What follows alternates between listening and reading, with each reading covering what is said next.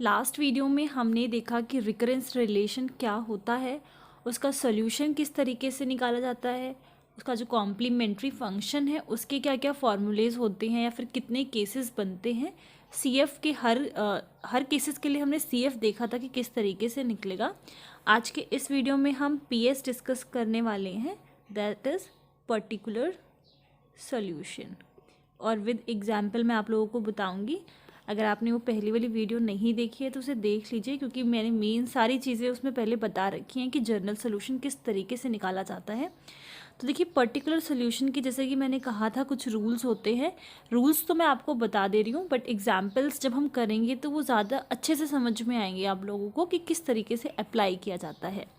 तो मैंने बताया था कि पर्टिकुलर सोल्यूशन के केस में एफ आर जो है वो नॉट इक्वल्स टू ज़ीरो होना चाहिए। मतलब जो राइट हैंड साइड में हम फंक्शन लिखते हैं आर की फॉर्म में, अगर एफ आर जो है आपका ज़ीरो के बराबर है तो पी एस निकलता ही नहीं है, सिर्फ कॉम्प्लीमेंट्री फंक्शन ही निकाला जाता है उस केस में। तो ये नॉन ज़ीरो होना चाहिए। तो पहला केस देखिए, फर्स्ट केस क्या है कि अगर जो हमें एफ आर गिवन है वो कैसा हो, पॉलिनॉमियल हो। सेकेंड कंडीशन इसमें क्या है कि वन उसका रूट नहीं हो, मतलब जो पॉलिनॉमियल हमें गिवन होगा एफ आर में वन उसका रूट अगर ना हो तो पी एस निकालने का जो तरीका है ये हम इस तरीके से लिख सकते हैं। ए, यहाँ पर p r is equals to a naught r to the power m plus a one r to the power a one r to the power m minus one plus a two r to the power m minus two and so on, इस तरीके से। ठीक है, तो first case में क्या था, क्या है कंडीशंस। पहली चीज़ कि वो पॉलिनॉमियल अगर होता है और वन उसका रूट ना हो तो हम पी एस को स्ट्रेट अवे ये लिख देंगे। और अगर केस टू की बात करें तो इसमें सबसे फर्स्ट कंडीशन क्या होगी कि अगर हमारा एफ आर पॉलिनॉमियल हो और इस केस में वन उसका रूट होता है तो हमारा जो पी एस है, particular solution, that will be a p r is equals to a naught r to the power m plus a one r to the power m minus one and so on till a m, और whole bracket यहाँ पर लग जाएगा r to the power n. देखिए, इस जो हमने पहले जो केस डिस्कस किया था और इस केस में डिफरेंस क्या है कि उस केस में हमने r to the power n जो था वो नहीं लगाया था और इसमें लगा रहे हैं। अगर इन दोनों केसेस को मैं आपको कंबाइन करके बताऊं तो देखिए, यहाँ पर ये जो एन है ये एन इंडिकेट करता है कि number of ones in characteristic roots. मतलब जो कैरेक्टरिस्टिक हमारी इक्वेशन बनती है क्या उसका रूट वन है या फिर नहीं। अगर वन होता है, दोनों ही केस में इन जर्नल अगर हम ये लिख सकते हैं, इससे कोई प्रॉब्लम नहीं है। अगर पहले वाले केस वन में हमने क्या कहा कि वन उसका रूट होगा ही नहीं, अगर वन उसका रूट है ही नहीं तो मतलब एक भी वन उसमें एग्जिस्ट नहीं करेंगे और एन की वैल्यू क्या हो जाएगी, ज़ीरो। अगर एन की वैल्यू ज़ीरो है तो r to the power zero one हो जाएगा और ये वाली इक्वेशन रिड्यूस हो जाएगी इसमें। तो यही सेम इक्वेशन हमने केस नंबर वन में लिखी थी, बट क्योंकि इस केस में वन रूट हम कह रहे हैं होगा, इसलिए मैंने यहाँ पर r to the power n भी साथ में मल्टीप्लाई कर दिया है। तो आप अगर दोनों केसेस को अलग अलग याद नहीं करना चाहते तो आप ये दोनों केसेस के लिए याद रख सकते हो, इससे आपके दोनों आंसर्स निकल जाएंगे। मतलब दोनों ही केस का आप पर्टिकुलर सोल्यूशन लिख पाओगे। एंड यहाँ पर क्या इंडिकेट करता है कि कितने वंस जो हैं, मतलब रूट में कितने बार वन आ रहा है। जितनी बार भी वन आएगा उतने नंबर्स को हम काउंट कर उतने ही वंस को हम काउंट करके एन की वैल्यू को पुट कर देंगे। फर्स्ट केस में नहीं था एक भी एन, हमने पहले ही मेंशन कर दिया था one is not a root of a correct, मतलब रूट जब नहीं हो उस पॉलिनॉमियल का तो सिर्फ इतना ही हमने लिखा था, उसमें ये वाला पोर्शन नहीं था, क्योंकि एन की वैल्यू ज़ीरो रखने पर हमें वो वन मिल जाएगा और वो सिर्फ इतना ही पी एस बन जाएगा। ठीक है, तो आप यही याद रख सकते हो दोनों के लिए। काफ़ी सारे बुक्स में एक ही केस दे रखा होता है पॉलिनॉमियल के लिए, वो ये होता है, और मैंने आपको केस अलग अलग करके बताया है, वो बेस्ड ऑन वन था, तो आप इन जनरल ये याद रख सकते हैं। केस नंबर जो 3 और 4 है वो भी सेम इसी तरीके से याद रखा जा सकता है कि अगर f r a to the इस फॉर्म में है, a to the power r की फॉर्म में है, तो इसका जो जर्नल हमारे पास बनता है वो a r p is equals to k k a to the power r और वो r to the power n जो है वो मल्टीप्लाई हो जाता है, ठीक है। So this will be p s, this is case number 3। अगर हमारा एफ आर इस फॉर्म में है तो हम इस तरीके से लिखेंगे उसको, ठीक है। एंड इसमें भी 2 केसेस हमारे पास बन जाते हैं। ये जो मैंने आपको एफ आर अगर हमारा ए टू द पावर आर की फॉर्म में है देन 2 चीज़ें इसमें है। अगर ए रूट नहीं होता, ए अगर रूट होता है तो इसमें जब नहीं होगा तो उसका पी एस में सिंपल ये रहता है, और सॉरी मैंने दोनों ही सेम कर दिए। In this case a root होगा और यहाँ पर बन जाता है, ये तो सेम रहेगा ही, और r to the power n भी इसमें प्रोडक्ट हो जाता है। तो ये पी एस है दोनों के। अगर ए रूट नहीं होता और ए जब रूट होगा तो ये हो जाएगा। आप अगर केस जो लास्ट केस हमने डिस्कस किया उसको अगर ध्यान से देखो तो दोनों केसेस में हम क्या एक्स्ट्रा प्रोडक्ट होता है वो r to the power n का है, ठीक है। उसी तरीके से सेम इसमें भी आर टू द पावर 1 का है। आप चाहो तो जनरल केस ले सकते हो, वो आपकी एन की वैल्यू जब 0 के 1 बन जाता है तो सेम आपका थर्ड आप बोल सकते हो केस बन जाएगा, ठीक है। तो केस नंबर 3 एक थर्ड केस यहाँ से बनेगा, फोर्थ केस आपका यहाँ से बन जाएगा। जब ए रूट नहीं होगा तो आपको पी एस ये लेकर चलना है, अगर ए रूट होता है तो पी एस हम ये लेकर चलेंगे, और एफ आर हमें कौन सी फॉर्म में दिया हो, ए टू द पावर आर की फॉर्म में दिया हो। तो 5th केस और देख लेते हैं, केस 5। अगर f are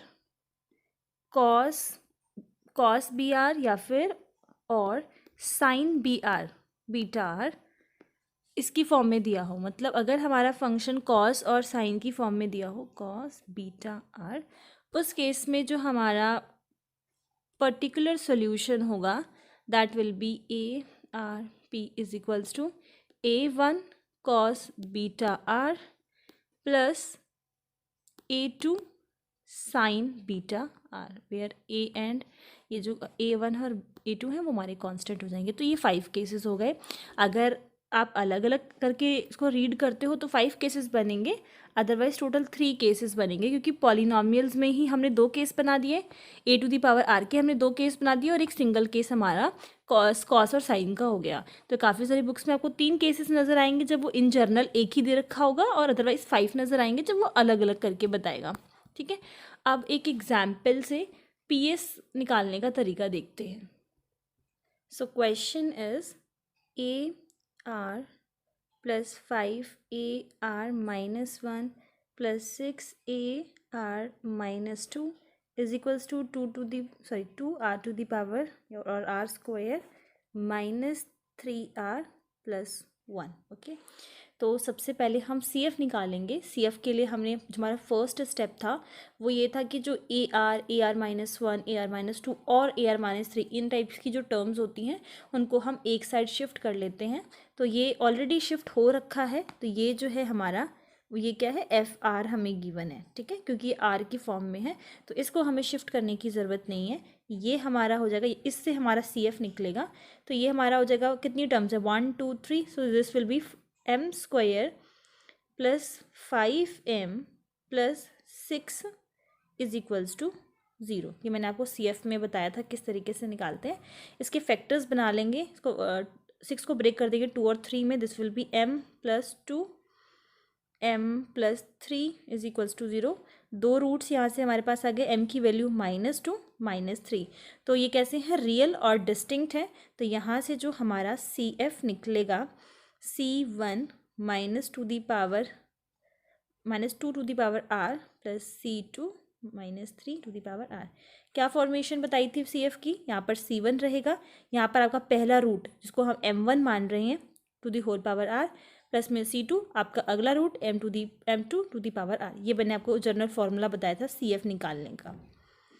one more thing, अच्छा देखिए, अगर क्वेश्चन में आपको कुछ इनिशियल कंडीशंस गिवन हो, like A1 A not A1 की वैल्यूज़ गिवन हो, तब उनका इस्तेमाल करके आपको C1 और C2 की वैल्यू निकालनी होगी CF की, ठीक है। पर अगर आपको क्वेश्चंस में इनिशियल कंडीशंस नहीं दी हुई तो हम CF में C1 C2 कॉन्स्टेंट्स की वैल्यू नहीं निकालेंगे। तो यहाँ पर जैसे कि इस क्वेश्चन में नहीं दी हुई थी तो हम नहीं निकाल रहे हैं, CF सिर्फ हमारा ये हो जाएगा, ओके। अब आ जाते हैं पीएस में। पीएस में ध्यान से समझिए, पीएस में जो रोल होता है वो राइट हैंड साइड का जो हमें फंक्शन एफ ऑफ आर होता है उसमें वो हमें उसमें हेल्प करता है, या उसका यूज़ करके हम निकालते हैं। और ये जो लेफ्ट हैंड साइड वाला पोर्शन है ये हमें सी एफ निकालने में हेल्प करता है। तो पीएस के लिए जो हमें एफ ऑफ आर गिवन है that is f of r is two r square minus 3r + 1। तो पहली चीज़ हमने जो फॉर्म देखी, क्लियरली पता लग रहा है कि ये एक पॉलिनॉमियल है आर की फॉर्म में जिसकी डिग्री जो है वो 2 है। सो पॉलिनॉमियल की कंडीशंस तो ओके है, बट सेकेंडली हमारी जो कंडीशन थी कि जो ये हमारी करेक्टरिस्टिक इक्वेशन होती है, तो हमें चेक करना था कि 1 जो है वो करेक्टरिस्टिक रूट कितनी बार आया है। इस केस में एक बार भी नहीं है क्योंकि -2 -3 हैं इसके रूट्स। तो यहाँ पर जो हमारा केस आएगा वो फर्स्ट केस हो जाएगा जिसमें r⁴n की वैल्यू अगर आप 0 रखोगे तो वो 1 बन जाएगा। तो फर्स्ट केस को हम इस्तेमाल करेंगे, तो वहाँ से हमें PS क्या मालूम हुआ कि AR = A0 r² + A1r + A2, ये हमारा PS हो गया। अब आपको लग रहा होगा कि यही फाइनल सोल्यूशन है। सो नहीं, ये फाइनल सोल्यूशन नहीं है। हमें A0, A1 और A2 इनकी वैल्यूज़ को निकाल कर इसमें पुट करना होता है, वो हमारा PS होता है, वो हमारा पर्टिकुलर सोल्यूशन कहलाता है। तो यहाँ ये तो आपको किसकी हेल्प से मालूम पड़ेगा कि आपका एफ ऑफ आर किस तरीके का है। जैसा भी हमें एफ ऑफ आर मिलेगा उसकी हेल्प से हम PS निकाल लेंगे, फिर हम A0, A1 और A2 की वैल्यूज़ को यहाँ पर पुट करेंगे। उसको पुट करने का तरीका क्या है कि ये देखिए, ये जो आपको मिला है ये आपको पुट करना है क्वेश्चन में। जैसे कि पहला वाला आपका AR है, तो यहाँ पर हमने पुट कर दिया A0 r² r A2। Next वाले में देखिए 5AR-1 है, दैट मीन्स कि यहाँ पर जहाँ पर भी R है वहाँ पर R-1 हो जाएगा। मतलब यहाँ पर R-1, यहाँ पर भी R-1 का whole square, this will be R-1। Next वाला R-2 है, तो यहाँ पर R-2, this will B R-2। यहाँ पर R-2 का होल स्क्वायर हो जाएगा, यहाँ पर भी R-2 हो जाएगा। तो इस जो हमें PS मिला है, पर्टिकुलर सोल्यूशन मिला है, क्योंकि ये सोल्यूशन है तो हमें इसमें पुट करके उसको सॉल्व करना पड़ेगा। मतलब इस जो क्वेश्चन में हमें गिवन है इसको इक्वेशन नंबर 1 बोल दो, इसमें हमें पुट करना होगा। तो ये जब हम पुट करेंगे हमें मिलेगा A0 r² + r² प्लस में A1 r + A2। Next 5 multiply करना होगा A0 r-1 का whole square plus A1 r-1 plus A2 bracket, then last में 6 वाला था A0 r-2 का whole square plus A2, A1 वाली टर्म रह गई है, A1 r-2 plus A2, this is equals to 2r² - 3r + 1। Okay, हमने वैल्यू तो पुट कर दी। अब हम ये कैसे निकालेंगे कि A0, A1 और A2 की वैल्यूज़ क्या है। तो वैल्यू पुट करने के बाद आपको क्या करना है, कोएफिशिएंट्स कंपेयर करने हैं। कोएफिशिएंट एक बार आप कंपेयर कर लो r² के, दूसरी बार कंपेयर कर लो r के, और लास्ट टाइम r⁴ या फिर इसको हम बोलते हैं 1, मतलब कांस्टेंट को आप कंपेयर कर सकते हो। जब इन तीनों को आप कंपेयर करोगे तो यहाँ से आपको A0, A1 और A2 इनकी सबकी वैल्यूज़ मिल जाएंगी। अगर हम r² के कोएफिशिएंट को कंपेयर करें तो यहाँ से तो हमें मिल जाएगा, आप इसको पहले ओपन कर लेना, r-1 का होल स्क्वायर, और इसको आप ओपन करोगे तो मैं यहाँ पर इसको ओपन करके लिख देती हूँ। A0 था हमारे पास, तो r² और +1 - 2r, ठीक है, ये हो जाएगा। तो यहाँ से इजी रहेगा क्योंकि आपको कोएफिशिएंट कंपेयर करने हैं, तो वो ओपन रहेगा तो पता रहेगा कि वहाँ पे लिखना क्या है। यहाँ पर हो जाएगा r² + 2⁴ हो जाएगी और -4r, ठीक है। जब हम r² का कोएफिशिएंट कंपेयर करेंगे तो यहाँ से हमें मिला A0, यहाँ से हमें मिला 5A0, यहाँ से मिला हमें 6A0, ठीक है, एंड इज इक्वल्स टू ये r² का कोएफिशिएंट क्या है 2। तो मैं आपको बता देती हूँ किस तरीके से निकालना है। This will B A0 plus में 5a0 प्लस में 6a0 इज इक्वल्स टू 2। ये कहाँ से मिला? जब हमने आर स्क्वायर का कोएफिशिएंट कंपेयर किया। तो ये हो जाएगा हमारे पास 12a0 इज इक्वल्स टू 2 और यहाँ से a0 की वैल्यू मिल गई 1/6। अब हम कंपेयर करेंगे आर के कोएफिशिएंट। तो ध्यान से देखिएगा,